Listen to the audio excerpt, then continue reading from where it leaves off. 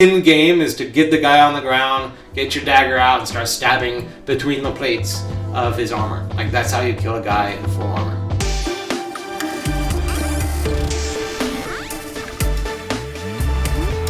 Hello, I'm back. I'm Sean Basie, Saint Facetious, with a facetious guide. And today we're talking about one of my favorite festivals in Brussels, which is going to go on this weekend. Usually it comes a little earlier in the month of May, but this time I think it's because this weekend is the 30th anniversary of the medieval Marche. Marche medieval, Marche, however you say it in French. And it's, so yeah, it's this weekend on the 30th. It's the 30th anniversary. And like before, when it first began, I was told by friends who lived in Ederbeck that, you know, it was like a very small festival, that it was just one street, and it was just like some crazy people out in like these crazy looking gear, and then they'd have a little party.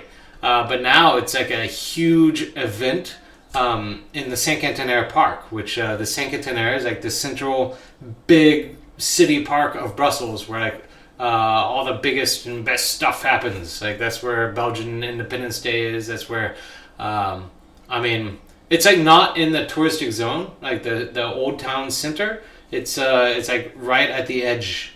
It's at the European Union district, the European Union quartier, and there. So it's like a really historical park because it was built by Leopold II, the slave king. I mean, the builder king, and he built it up using money from the Congo. So, you know, you have to take that into consideration with the park.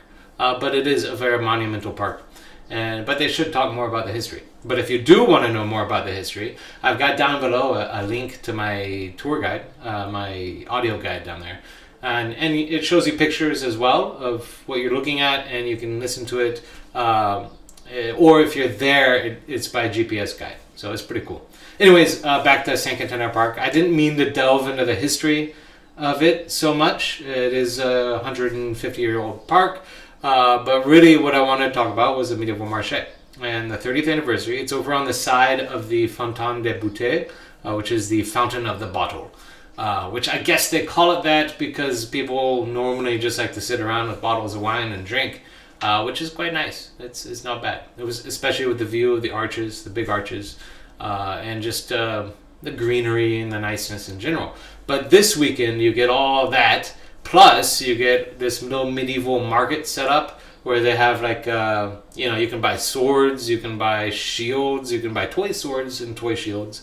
You can watch night fights, you can watch, last year they had this tightrope walker that went across the Fontaine. They have musicians that play kind of medieval feeling music, which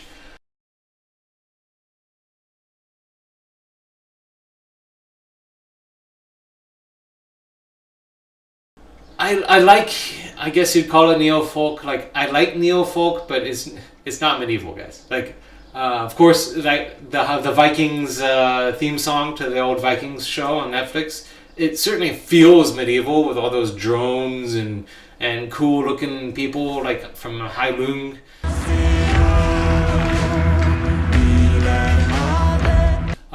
But it's not remotely medieval. Like, it does use some of the instruments, yeah. But yeah, it's not really historical, but it feels historical. It's like MAGA. It feels great in the past. Yeah, you know how that goes. Just that nostalgic feeling, it brings it up. I'm sure when Swedes hear Heilung, they're like, oh, I feel nostalgic for the good Viking times. I mean, I hope they don't, because the Vikings were not nice people in general. Yeah. I'm sure there are a lot of nice Nords, but the Vikings themselves, it just means like raiders, and they were going around a Viking, like a raiding. Anyways, I'm off track. This is about medieval Marche. And yeah, so they have that kind of music, and they have beer. So there's good stuff for the adults in the crowd.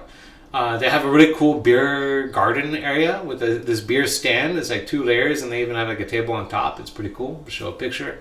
And yeah, like they at the beer stand though, they have this like they have some gimmicky beer that good Belgians would never order because they're not so dumb. But I ordered one time with some of my Belgian friends just to see what the heck it was. And it's like this smoked infused beer, which at first sounds, yeah, that could be interesting, which is what we thought, but it's actually quite terrible. I'll just give it to you straight. I would not order that. Just order the regular stuff. Now the brewery is called Le Coq Sauvage. Hang on just a second. Here we go. It's called A Coq Sauvage. And I got this from last year. You can actually, I think it's a legit thing to buy it because you have to pay a deposit for it. Whenever I see that you have to pay a deposit for a glass, that means to me that you can just take the glass. So if that doesn't mean that, people from A Coq Sauvage, you can come to Georgia and take it from my dead hands. So yeah, we have in French on the top, A Coq Sauvage. On the bottom you have Zum Wilden Hahn, which I think doesn't sound as funny because like A Coq Sauvage, you like literally translate as it sounds, like the savage cock, A Coq. Whereas Zum Wilden Hahn, like it doesn't sound that funny, does it? I mean, maybe it does. I'm not German. I don't speak German. Maybe it's funny in German. But yeah, most of the troupe that travels around to make these festivals, they're actually Germans. The guys running this festival are Germans. Many of them are Germans. But yeah, they have pretty good beer. I like the Savage Cock beer, and so I do advise drinking it. Just don't bother with that crazy smoky infused beer. It's gimmicky. It's a gimmick. I'll put it to you straight. Okay, so they also have for the kids. Like they didn't leave out the kids here. There's a lot of cool stuff for the kids. Like they have all these neat rides. They have this carousel. And the theme of the rides is that they could have. It's like the music. It could have been around back in the medieval times.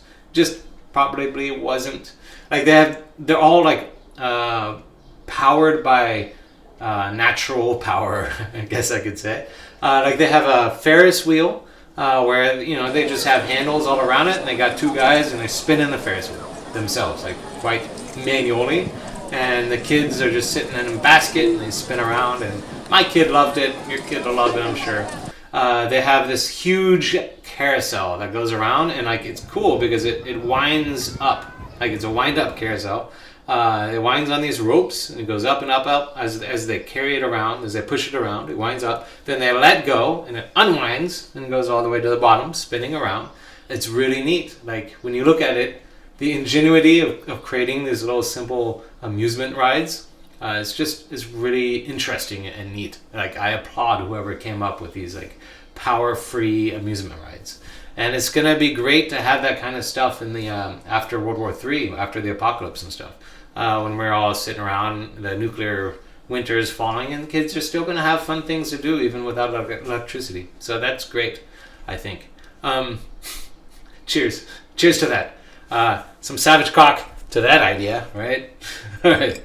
Okay. So also they have in this festival over on stage left, house left. That's that way. They have night fights, which is where my son, when he was 3, he saw his first night fight, and he got like really excited about night fights, and he had to get a shield and a helmet and a sword. So we got him all that gear, which he still plays with today, actually. So that's good. And yeah, now the night fights. There's been a revival lately called HEMA, which is historic European martial arts. And it's like this big old revival that's been going on in Europe and the US. And interestingly, it actually came from the US. And same with this style of medieval market. And I know what you're going to say, Sean, they have medieval markets, medieval festivals all over the place in Europe. Or if you're German, we've got the medieval festival, yeah? And no, you have feast day festivals. You have like Saint Day festivals. You've got, of course, you've got festivals from some wedding from 400 years ago, 300 years ago, usually. You got stuff like that. There are no, natively to Europe, there were no medieval festival, just to have a medieval festival. Like in Belgium, in Brussels, you have the Omegang Festival, which has been going on for 400 years, and they do take elements of medieval history and do it, just because they're just taking the traditional stuff and showing that along. But it's not they're celebrating this theft of a statue of Mother Mary from Antwerp and bringing it to Brussels. They're not celebrating medievalness just to celebrate medievalness. And likewise, like you have Oktoberfest, which was started to celebrate a wedding back in Bavaria, and I think it was Maximilian's wedding, and I could be wrong on that. I don't remember off the top of my head. You'll have to just you can Google it yourself. That's not why you're watching this channel. You're watching this channel so I can make fun of European history for you. So yeah, they were doing a wedding, and you go now to Oktoberfest. There's really no elements of medievalness except for maybe the Bavarian journal outfits. That's kind of medieval. You can get medieval in that. Yeah, hope. Yeah, not PG-13 humor here. So yeah, there's that medievalness.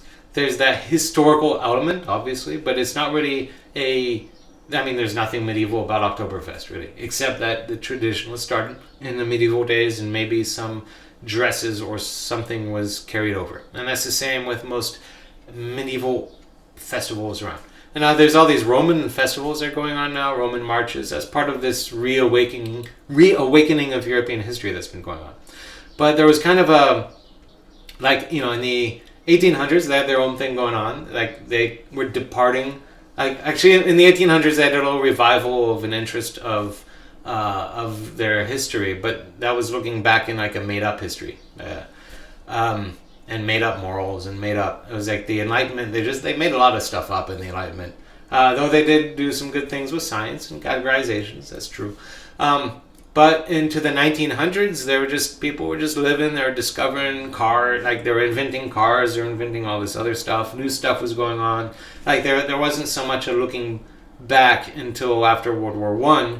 And then Germany lost that war, and then Germany was like, Hans, what makes Germany great? We make it great again. That's kind of a Russian accent. My apologies. Those are the Germans of today, right? So yeah, that's what was going on in World War I, and then in World War II, obviously we know what happened when Germany tried to make Germany great again. And then after that, like you had all these, like people weren't really looking back to their historicity, their historical roots and stuff. Like they were just being European. Yeah. Americans were going back and they're like, man, we saw these castles over there, and like we got this coffee with whiskey in it. Like Europe is awesome. So they were doing all this, like they were getting really into European history because you had these people really gung-ho about castles and wine and beer. I mean, they were kind of already gung-ho about that stuff, but they never saw the castles. It was just like fairy books. And, and this is also the time when Tolkien came out and it got popular in the US too. And we started inventing these Renaissance festivals. Which started over in California in this history teacher's backyard, actually. And her idea was to just have this festival that, like, people would go around and speak in English accents and pretend to be all, like, medieval. Now I'm taking on an Indian. Apparently, I have all these accents. I just can't do the right one when I call it. That's maybe I've been drinking too much of the Savage Cock. That's very possible. Yeah, so that was her idea. It was just dress up in something medievally and speaking British accents. And that later evolved, including elves and dragons and all this, because Americans are like, we don't really know what's going on in medieval times. Elves, why not? Fairies, yeah, sure. And then our Renaissance festivals are full of that. And so you look in the European medieval festival, like the Omegang or whatever, and you don't see those fantastical elements. They just weren't there. But now in the medieval festival, to have a medieval festival, I guess is how you could describe like a medieval marche. Now you have that. Okay, you have people dressed up with long ears and wizards and all that. It's just good fun. It's like Dungeons and Dragons fun. And you have Yeah, and now also, so that was leading me back to HEMA. And, in Europe, you had fencing was a big sport. It still is a big sport. From the 1800s and onwards, they would sport fight with foils. And that's not really the same as the rapier, as most people could tell you. Most people who know swords could tell you. And so you had a movement in the U.S.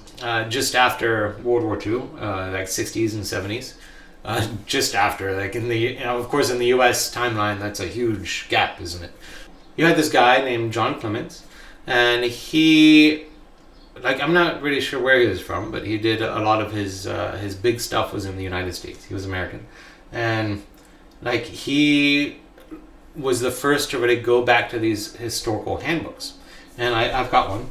Okay, so just like in Japanese martial arts, you have these handbooks on how to do like Bushido or karate or whatever, but you have the same actually in European martial arts. So this is a Capoferro. This is Italian rapier combat by a guy named Capoferro, and the Gran Simulacro. The Gran Simulacro, because he's Italian, and I suppose that means like the grand simulation. And it's a really cool book because like every book is just about how to kill people with a sword. Every page is like how to kill people. You're stabbed to death, stabby stabby.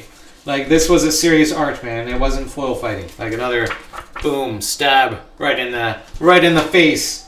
Boom. Okay, that guy's kind of dodging. This is like a picture of don't get stabbed, back away from that sword. So it's a really fun book. Yeah, a lot of stabbies. There's like several other. There's like a long sorting book by a German guy, which is somewhere around here. But yeah, so you have all these manuals from the medieval days, and they were kind of lost. Like nobody was interested in them. And this guy Clements, he comes and he starts translating them, and then he starts trying to recreate their methods. And I created this whole school called I forget his Arma. It was a whole school called Arma. That they were reviving this HEMA methodology of like how do we fight with swords in an authentic way, because foil fighting is not at all remotely authentic. Like you're doing a lot more bravado because you're not afraid of dying. Clearly, when you're practicing this stuff, you're afraid of dying. Like because a lot of the moves are just sword through the face, or like. The historical combat and when you're in a full suit of armor, the main thing is you just the end game is to get the guy on the ground, get your dagger out, and start stabbing between the plates of his armor. Like that's how you kill a guy in full armor. That's basically the only way. You just stab him in the cracks between the plates with the dagger. You gotta like open it up like you're opening a can of Campbell's soup, and they're just making some Campbell's soup. That's how you do it. Anyway, so that interest went back into Europe, just like Renaissance festivals came back into Europe. So the original root was obviously in Europe. U.S. comes along, revives it, and then it grows interest again back in Europe. And I know a lot of Europeans are going to be like, oh, how dare you say that? But, well, whatever, dude. That's how it goes. Like, that's the most extraordinary thing I think about history, about culture, is that it's never a straight line. Like that doesn't exist in history. It's this weird, just jumping from here to there, and all gobbles together and creates something unique and interesting and vivid. Like the French culture of today is not the French culture of 300 years ago. It never will be, and that's okay. Like that's a good thing. You have all these new influences from the U.S., from Africa, from everywhere else that the French culture has touched and expanded to. Same with the U.K. and all that. And it's a new thing. But you look back in French. If you were a Frenchman from 300 years ago, you could also look back another 300 years and be like, our culture is very très différent maintenant. Ouais. So like. Culture is constantly changing. It's constantly being influenced. It's constantly influencing other things. One of my favorite things that recently came out, like a lot of people talk about appropriation of like white people appropriating black people music or whatever, like a white rapper or whatever. When I was growing up, Eminem was a very controversial figure. Now he's just a mainstay, right? Because he was a white guy rapping. But now we have this French black dude named Gims, and he has a new song out called Ni Nao, and it's really big in France right now. And I guess maybe a lot of people think he just thought up the music himself, but it actually comes from Georgia here. And check this out.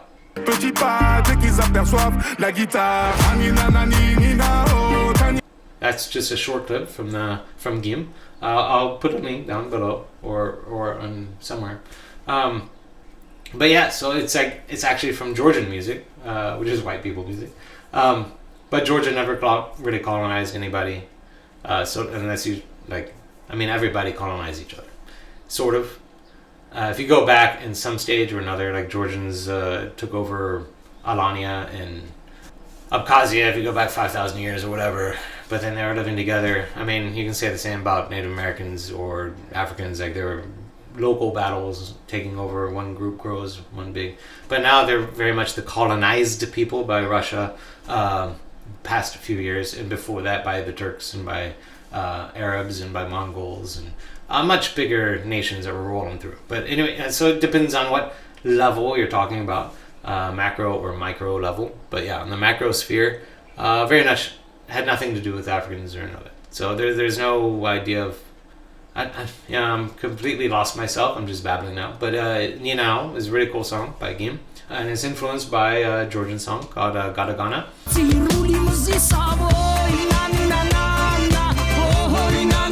And check out both. They're cool songs.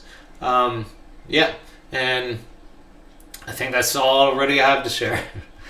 So this weekend, if you're in Brussels, go see this festival. It's free. Just go have some Savage Cock and enjoy it. And have one give me a cheer, would you?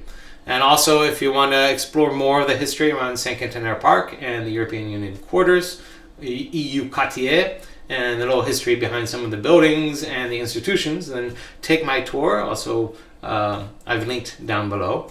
Take that tour and have a good day. You can have some beer and then go on the walk. It's a very long walk. It's about 45 minutes. And then you can walk back to the festival. It's not, it's only a long walk because I'm talking for 45 minutes.